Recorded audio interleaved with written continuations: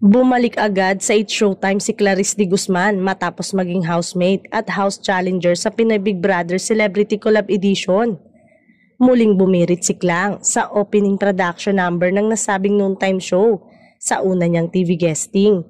After tumira sa bahay ni Kuya, sobrang saya na miss ko tong Showtime, say ni Klang. Dagdag pa niya, sobrang na-miss kong kumanta after 3 months and 1 week, nakakakanta na ulit ako. Isa nga siya sa mga residente ng hurado ng tawag ng tanghalan kaya naman na-miss siya ng mga host ng It's Showtime. Hindi rin pinalampas ng mga host na sabihin niya ulit ang kanyang iconic line sa bahay ni Kuya na ang OA. Sorry kung natapakan ng pagka-love team nyo. Pinagsigawan naman ni Kim Chiu na si Klang ang big winner. At hindi naman pinalampas ng mga manonood na parang bias si Kim sa naging dialogue niyang yon bilang isa sa mga host ng nasabing programa.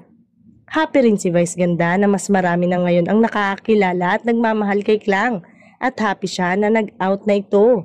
May mga nagkomento naman na gawin ng regular host si Klang sa Showtime dahil napatunayan nito ang pagiging komedyante sa loob ng bahay ni Kuya. Kumbaga, kaya daw makipagsabayan lalo na kay Vice Ganda.